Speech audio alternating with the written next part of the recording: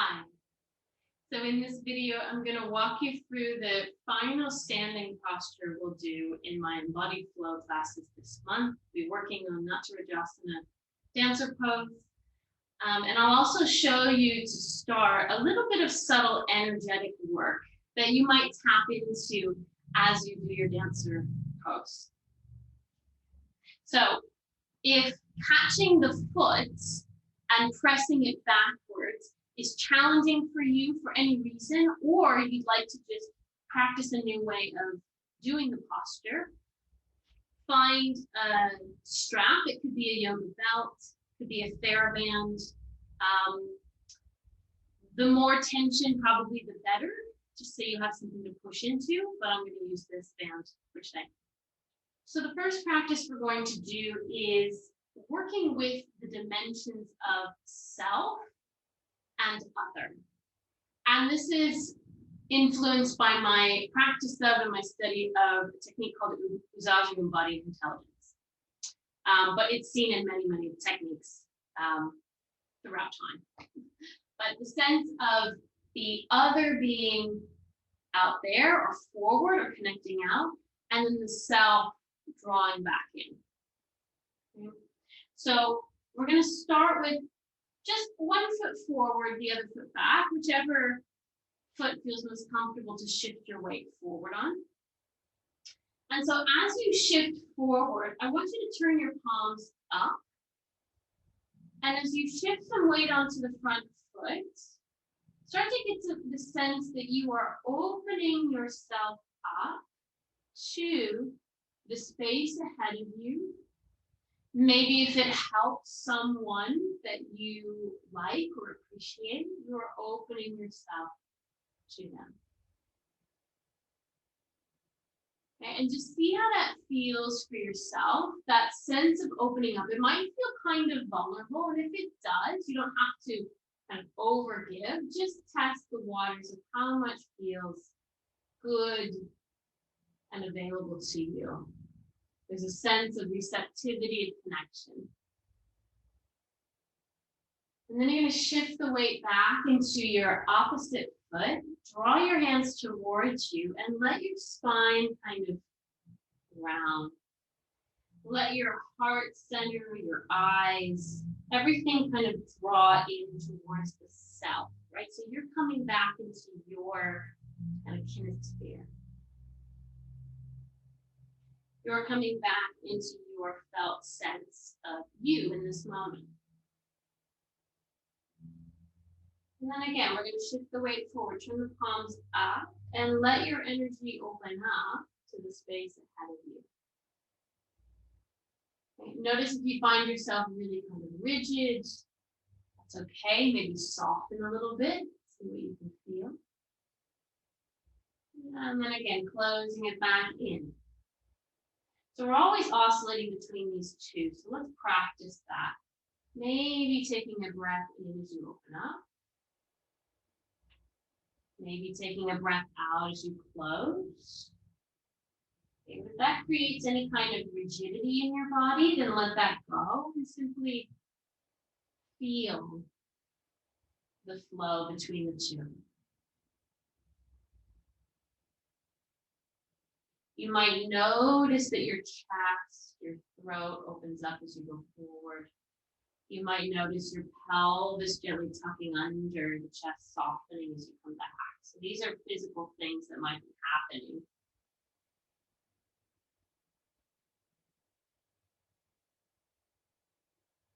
We'll take this one more time.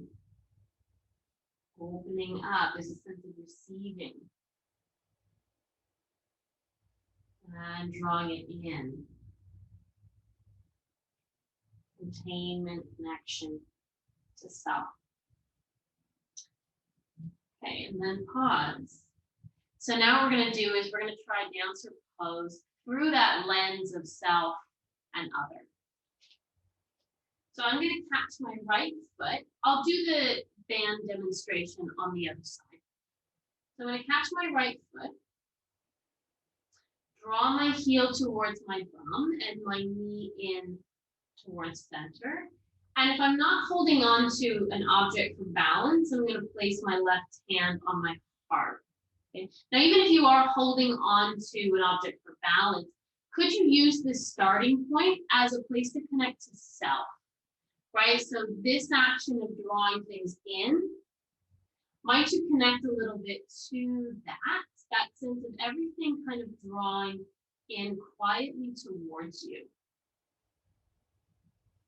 Okay, so instead of starting in this place where we're already kind of reaching out, could we soften and maybe start from a slightly more kind of local place? And then from the center of me, from my heart, from my navel, I'm pushing the foot out. And as the foot goes out, the heart radiates. There's a sense of receiving. Right? So it's not just up, it's not just a sense of shape. Could there be the energy of moving towards the other? Right? It feels available, palm up, reaching out. Okay, it doesn't matter how high your leg gets, but keep that sense of radiating until it feels complete for you. And then we bring it back into self. So feel that chest soften, everything drop. And then release. Ooh. Got a little cramp in my standing. Okay, let's try that on the other side. I'll demonstrate it with a band. So with the strap or band, I'm looping it around the front of my ankle, and I'm holding as close to the ankle as I can to be able to send that thigh back and stand with my pelvis stacked. So I don't want to be here. I want to try and be here. And so if that means I've got to hold a little further away, look at all that space, beautiful. That's where I'm going to be. Okay, same thing here. So right hand to heart. So what does it feel like to draw in towards self and center? Right? So I'm not starting from a place where I'm already kicking back. I'm starting from kind of zero, chest softening, pelvis gently moving forward. There's a quietness here.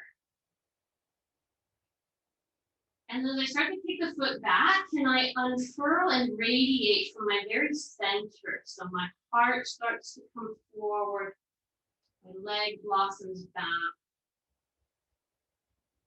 And maybe for this particular version of dance, or maybe it's not about lifting up so much, but radiating out to the heart, palm opening.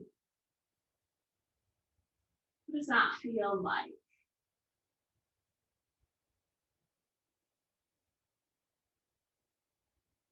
There's a sense of continuing on and out. And then gathering it back into self, right? That quiet starting place. And letting it go.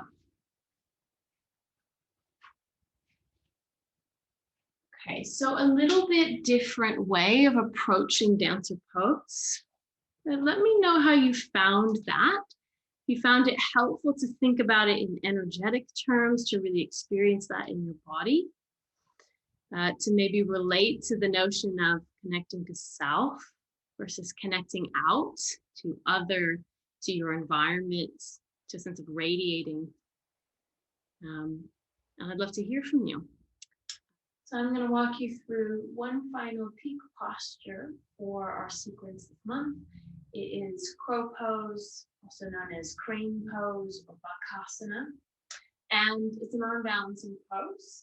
And so far we've done a lot of warming up of the spine, the abdominals, and the hip flexion required for this posture.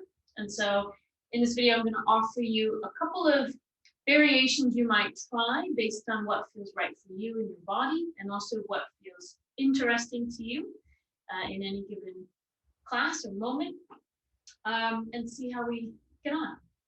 So the first thing I'm going to offer is when you take, or when you're sort of coming into crow pose, you come down into a squat, right?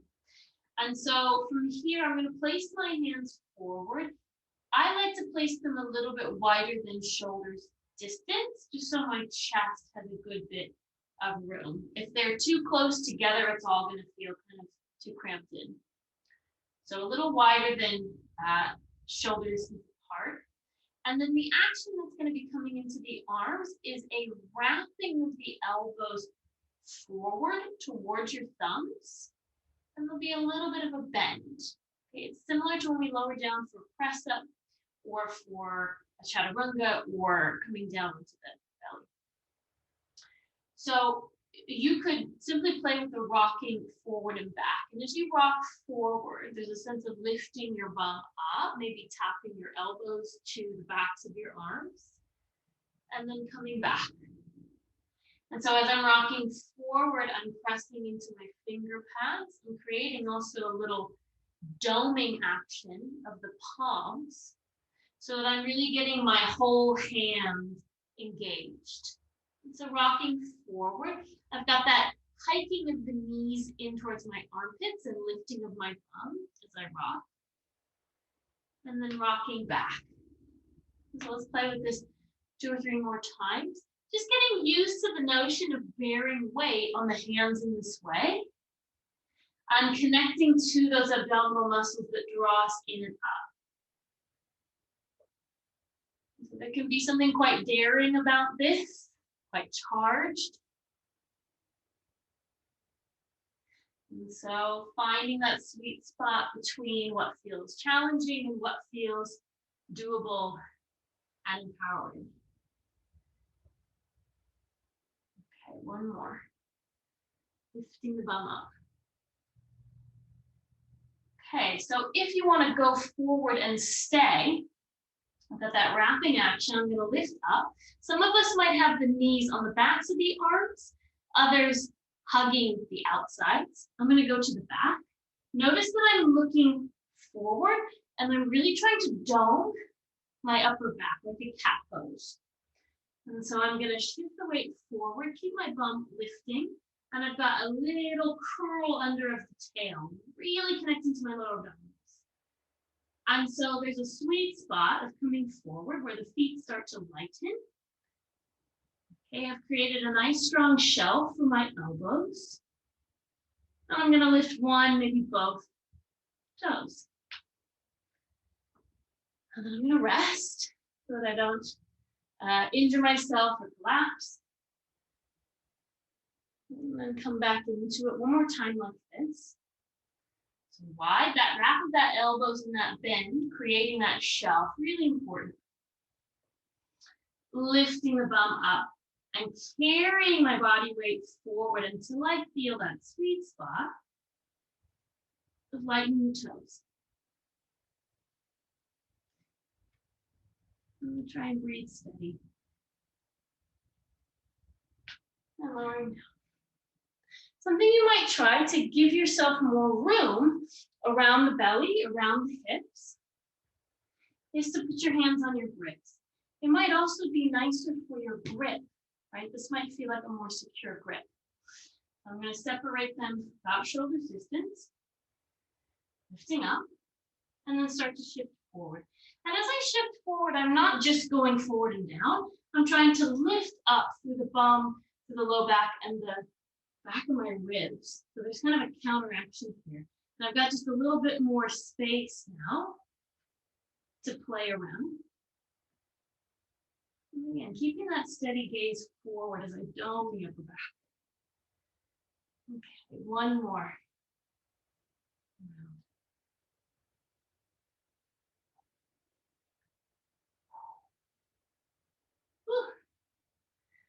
All right, and then shake the hands out, roll the wrists, and take a moment to let the body, the nervous system calm down if it's feeling a little bit charged throughout. Okay, let me know how you found that. Do have a look at the warm-up and the standing flow sequence so you can get a sense of what we're doing this month. And if you have any questions or you want to book class, it's all in the description box below. I look forward to seeing you soon.